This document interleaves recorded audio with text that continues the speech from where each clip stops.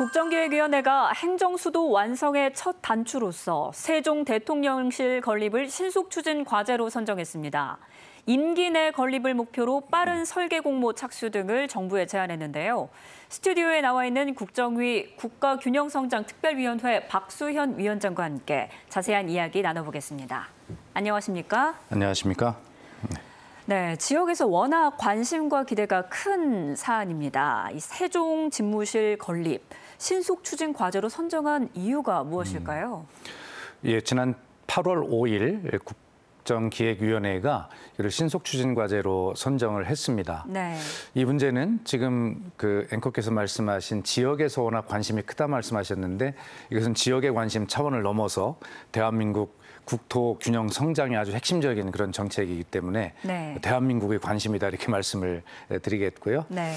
이게 행정수도는 사실 우리 국민 여러분 또 KTV로 시청자 여러분께서 잘 아시겠습니다만 애초에 노무현 대통령께서 이것을 행정수도를 공약하시면서 시작이 됐죠. 네. 엄청난 반향을 일으켰고 우리 국토 균형 발전 정책의 핵심으로 그렇게 자리를 잡아왔고 대한민국의 아마 꿈이었다고 해도 과언이 아닙니다. 네. 그런데 이것이 안타깝게도 헌법재판소에서 이제 우현 결정을 받으면서 이제 행정 중심 복합 도시로 사실상 이제 반토막 났다는 표현이었을지 모르지만 그렇게 되었고 또 이명박 전 대통령 시기에 이것을 기업 도시로 하는 게 어떤가라고 하는 또 이 행정 중심 복합 도시마저도 좀 축소하려고 하는 이런 움직임이 있었어요. 네. 그래서 이제 충청인들이 여기에 대해서 반대를 하고 저항을 하고 했었죠. 저만 해도 거기에 반대해서 12일간 이제 단식 투쟁을 했던 경험이 있죠. 예.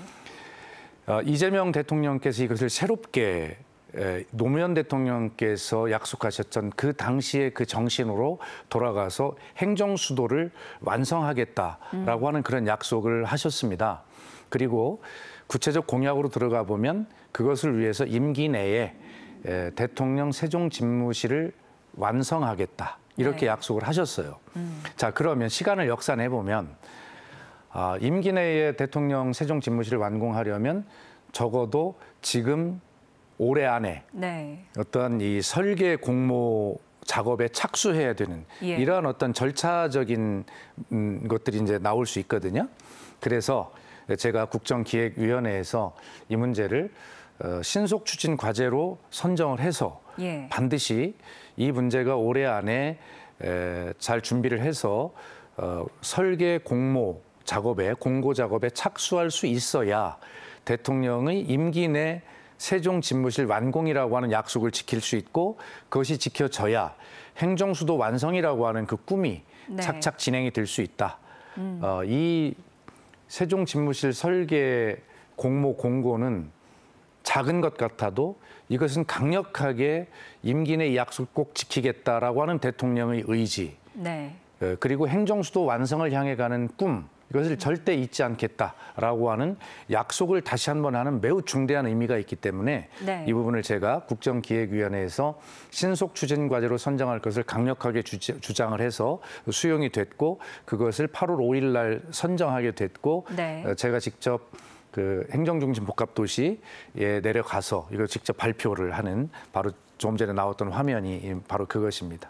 네. 네, 대통령 세종 집무실이 완성되면 이 행정수도 세종으로서의 위상도 다시 한번 정립이 될 것 같은데요. 지역 균형 발전 측면에서 봤을 때도 의미가 크겠죠.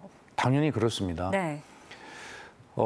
이 기회에 이제 설명을 드리면 지금까지 이제 균형 발전이라고 하는 말을 많이 써왔습니다. 네. 다시 말해서 지방이 워낙에 수도권은 미어터지고 지방은 말라 비틀어지고 이런 말을 써왔어요. 그리고 지금 또 다른 말을 표현하면 수도권은 펄펄 끓고 네. 지방은 꽁꽁 얼어붙고 그러니까 오죽하면 지방 소멸시대, 인구 소멸, 인구 감소 이런 말들이 나오고 있잖아요. 예. 상황은 점점 더 심해졌어요. 자, 그런데 우리가 왜 지역 균형 발전 정책을 그렇게 세게 해왔는데도 왜 이렇게 될까? 왜 수도권은 재집중화 현상이 일어나고 지방은 왜 소멸 시대를 맞이하게 될까? 물론 그동안의 지역 균형 발전 정책이 이런 어떤 지방 소멸을 굉장히 그 속도를 늦추었다라고 하는 연구 결과도 당연히 있습니다. 매우 의미 있는 정책이었죠. 이제 새로운 패러다임의 정책의 대전환이 필요하다 이런 것입니다. 자, 예를 들어보면 지방에 혁신도시를 만들었습니다. 그리고 그곳에 공공기관을 이전을 했어요. 그러면 그것이 마중물이 되어서 그 지방이 살만한 곳이 되고 인구도 늘어나고 일자리도 늘어나고 뭐 이렇게 돼야 되지 않습니까? 예. 그리고 우리 자식들이 서울로 대학을 오지 않아도 되고 뭐 이런 것인데 공공기관이 분산이 되긴 했으나 그러나 그 자식들까지 그 지역에 있는 대학에 보내고 그 지역에서 수도권과 같은 서울과 같은 교육, 문화, 복지 이런 수준이 잘 안 되는 거예요. 예. 그러니까 자꾸 서울로 재집중화가 일어나는 거죠. 대학은 서울로 가고.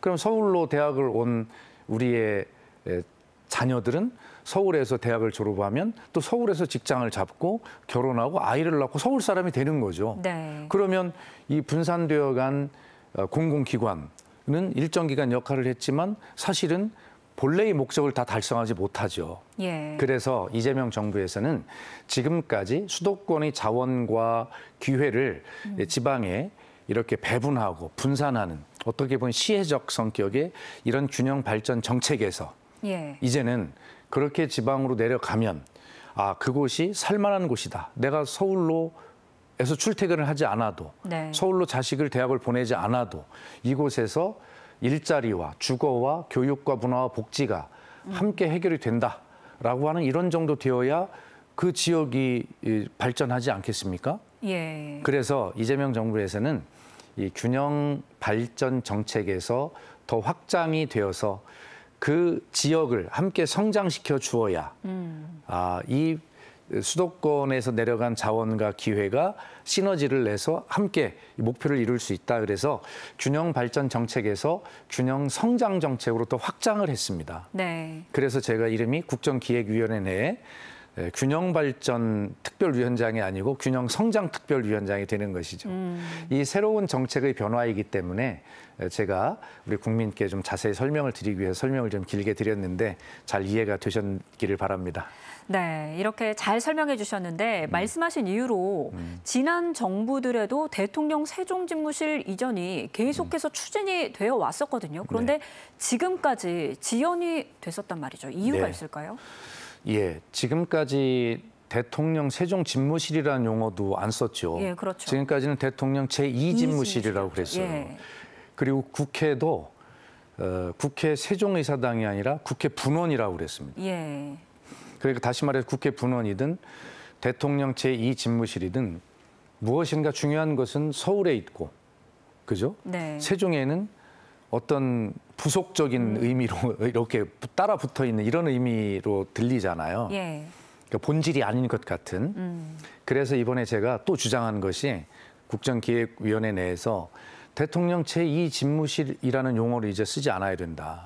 그래서 대통령 세종집무실로 해야 한다. 네. 뭐 그렇게 이제 공식 용어를 쓰기로 결정을 한 것이죠. 예. 국회도 세종의사당이라고 이렇게 하는 것입니다. 네. 그런데 짧게 보면 지금 말씀하신 대로 왜 그러면 제2집무실이든 대통령 세종집무실이든 예. 이것이 계획대로 안 됐느냐. 짧게 보면 벌써 작년 12월 3일 날 우현 불법 비상계엄이 일어나면서 네. 국가의 모든 행정과 국가 기능이 마비되다시피 하지 않았습니까?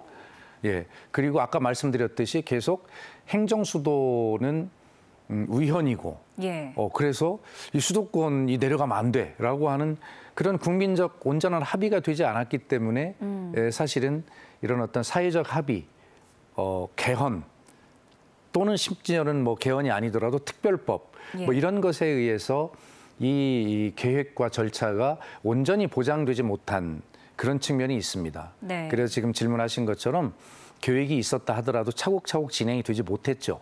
그래서 이번에는 그런 경험을 살려서 반드시 이 계획대로 해야 된다. 대못을 딱 받고 가자. 그래서 제가 신속 추진 과제로 선정해서 발표할 것을 주장했고 그렇게 대통령의 약속은 지켜질 것이다라고 하는 그런 신뢰를 드리고자 하는 것이다. 이렇게 말씀을 드리는 것입니다. 네, 그렇다면 이 대통령 세종 집무실은 어느 정도 규모로 지어질까요? 현실적으로 임기 내 완공이 가능할지 이 부분도 사실 걱정이 됩니다. 그러니까 지금 계획대로만 하면 완공이 예. 됩니다. 네. 지금 말씀하신 대로 가장 중요한 질문이 그거예요. 그러면 그동안은 제2 집무실이라고 그래서 규모도 작았을 것 아닌가? 네. 그런데 행정수도 완성이라고 하는 것은 대통령 집무실이 다 내려가는 것을 의미하기 때문에 예. 그럼 더 커야 될 텐데 그러면 올해 연내에 설계 공모를 공고하자 이렇게 제가 아까 말씀을 드렸잖아요. 예. 그러면 지금까지는 제2집무실로 규모가 작은 걸로 예정이 돼 있을 텐데 그 사이에 그럼 행정수도 완성, 대통령실의 완전 이전을 염두에 두고 규모를 키워야 될 텐데 그렇죠. 그게 가능할까? 예. 뭐 이런 이제 의문이 남지 않습니까? 네. 예, 우선 그것은 충분합니다.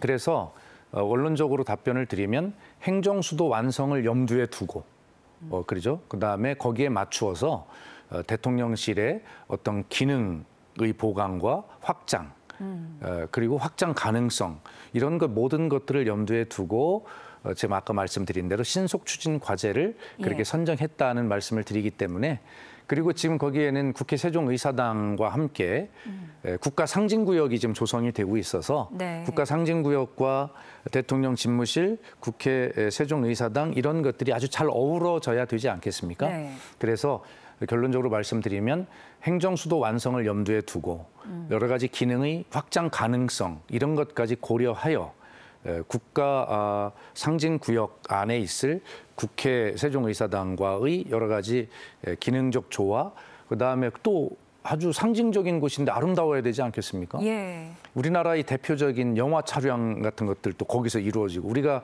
미국 영화를 보면 링컨 대통령이 동상이 있고 막 그게 국가 상징구역이거든요. 네. 그렇듯이 우리도 그렇게 아주 자랑스럽고 상징적인 그런 어떤 공간을 잘 만들어내야 되는데 다 네. 그런 것들이 고려되어서 충분하게 지금의 제2 집무실의 규모가 아니라 대통령 세종 집무실이라는 이름에 걸맞도록 그렇게 아마 설계 공모 공고가 이루어질 것이다. 저는 그렇게 생각합니다. 네, 저도 함께 기대해 보도록 하겠습니다. 위원장님께서는 국가균형성장특위 위원장직을 맡고 계시지 않습니까? 한 7주 정도 시간이 지났는데 네. 그동안 많이 바쁘셨을 것 같습니다. 회의도 잦았죠? 그렇습니다. 국정기획위원회의 경제 1분과 경제 2분과 사회 1, 사회 2, 정치행정, 그다음 외교안보 예. 이것을 총괄하는 또 기획분과 뭐 이렇게 한 7개의 분과가 있고 거기에 특별위원회가 2개가 있습니다. 네. 특별위원회는 지금 말씀하신 국가균형성장특별위원회가 있고 국민주권위원회라고 이제 있는데 왜 이 균형성장을 이런 분과와 다르게 특별위원회로 꾸렸을까? 네. 그만큼 이 문제는 굉장한 그 다양한 주제, 또 깊이 있는 정책 이런 것들을 다 다루어야 하거든요. 네. 그렇기 때문에 앞에 말씀드린 여러 분과에서 다루는 것들이 총괄적으로 뒷받침이 돼야 되고 함께 논의가 돼야 되는 뭐 그런 분야입니다. 네. 그리고 왜 균형 발전이 아니라 균형 성장이라는 용어를 썼는가는 아까 제가 말씀드린 바와 같고요. 그렇기 때문에 얼마나 중요하겠습니까? 예. 그래서 우리 균형 성장 특별위원회에 참여한 그 위원들 수 우리나라에 내노라는 각 분야의 전문가들 아니겠습니까? 네. 가장 많은 40명의 위원이 참여를 했고 예. 그다음에 전체 회의만도 무려 16차례를 했고 이 안에서도 각 그룹 별로 나누어서 필요한 부분들을 예를 들면 뭐 5극 3특 그룹, 신행정수도 그룹 예. 여러 가지로 나누어 가지고 이 그룹 회의도 뭐 여러 차례 해서 가장 많은 그런 회의를 거쳤고요.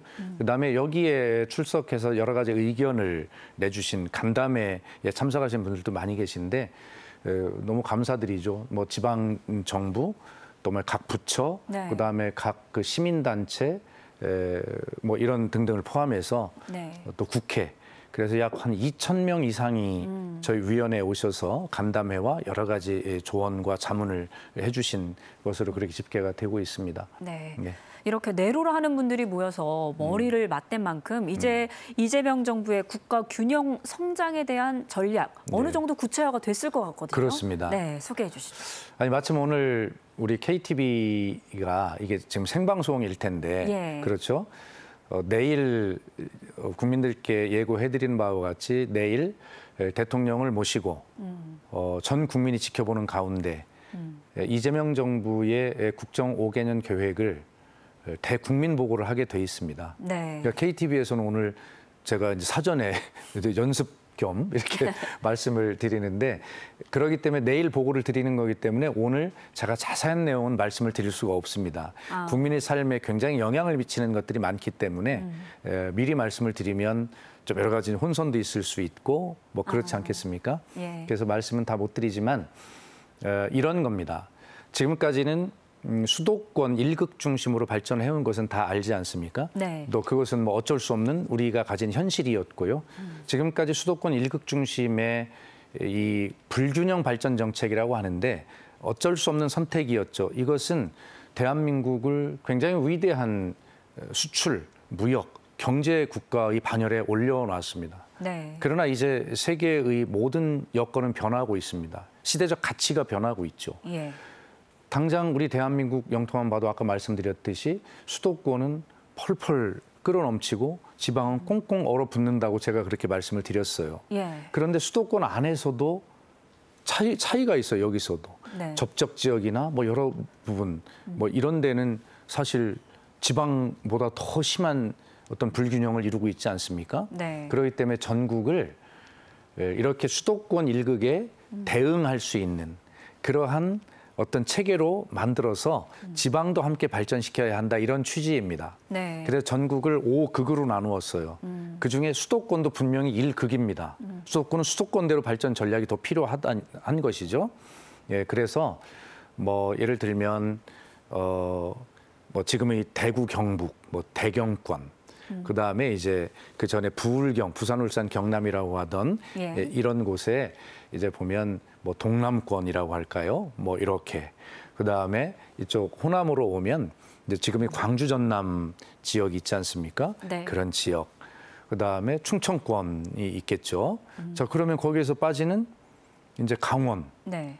또 전북, 제주 여기는 특별자치시도로 지금 되어 있지 않아요. 그래서 아까 제가 말씀드린 5극 3특이라고 말씀을 드렸어요. 5극 3특. 손가락이 잘 안 되는데. 그래서 전국을 수도권과 같이 수도권에 대응할 수 있는 그러한 5개 큰 권역으로 나누고 네. 그 사이에 있는 강원, 전북, 제주는 또 특별자치시도로서 이런 어떤 다른 색깔의 어떤 발전 전략을 만들어서 네. 전국을 고르게 성장시킨다라고 하는 이재명 정부의 국가 균형 성장 정책이다 이렇게 말씀을 드리겠습니다. 네, 이렇게 펄펄 끓고 꽁꽁 네. 얼어붙은 수도권과 지역의 기온차를 해소하기 위해서 이런 큰 그림을 실현하기 위해서는 세부적으로 그럼 어떤 노력이 필요할까요? 네, 바로 그렇습니다. 이런 정답을 다 알고 있었습니다. 네. 그런데 그 정답을 알고는 있는데 정작 답안지에 쓰지는 못했어요. 뭐 저 시험 시간 종료 중이 울렸다든가 아니면 답을 쓰려고 하는데 무슨 연필이 부러졌다든가 어떤 사정이 다 있었죠. 하지를 못했어요. 답은 알고 있는데. 그래서 가장 중요한 것은 이번 이재명 정부는 이 알고 있는 정답을 꼭 답안지에 써야 된다. 네. 실천해야 된다. 이런 것이죠. 지금 굉장히 중요한 질문을 해주셨는데 그래서 이 국가 균형 성장을 실천하기 위해서 가장 필요한 것은 재정 전략과 예. 그다음에 필요한 법과 제도를 확실하게 바꿔내는 구조 혁신입니다. 이 두 가지가 굉장히 필요합니다. 그래서 여기에 이제 다 여러 가지들을 했는데 이것은 내일 대통령을 모시고 국민께 직접 보고를 드려야 할 아주 중요하고 민감한 내용이기 때문에 네. 제가 내일 직접 발표하니 내일 말씀드리도록 그렇게 하겠습니다. 네, 알겠습니다. 그럼 마지막으로 국정위 활동이 이제 오늘 14일에 마무리가 되는데요. 7주간 국가균형성장특별위원회 위원장으로 활동을 하시면서 느끼신 소회 한 말씀 부탁드립니다. 예, 하여튼 개인적으로 큰 영광이었습니다. 대한민국의 새로운 성장 동력을 만들어내는, 그것도 가치와 철학, 방법 모두를 확실하게 바꾸는 대전환 아니겠습니까? 네. 제가 지금 정치를 한 20여 년 넘게 해오고 있는데, 그런 제 개인의 정치 인생, 그다음에 어떤 정치인으로 살면서 해왔던 그런 노력들, 이런 것들 중에 가장 보람 있는 시간이었다라고 감히 저는 그렇게 자평하고, 제 인생에서도 아주 의미 있는 시간으로 기록되기를 바라고, 또 이런 함께 했던 이 기관들의 노력이 대한민국을, 또 대한민국 국민의 삶을 확실하게 바꿔낼 수 있는 계기가 되었다라고 평가를 받기를 바랍니다. 감사합니다. 네, 오늘 이야기 여기까지 듣겠습니다. 지금까지 국정위 국가균형성장특별위원회 박수현 위원장과 함께 이야기 나눴습니다. 위원장님 고맙습니다. 감사합니다.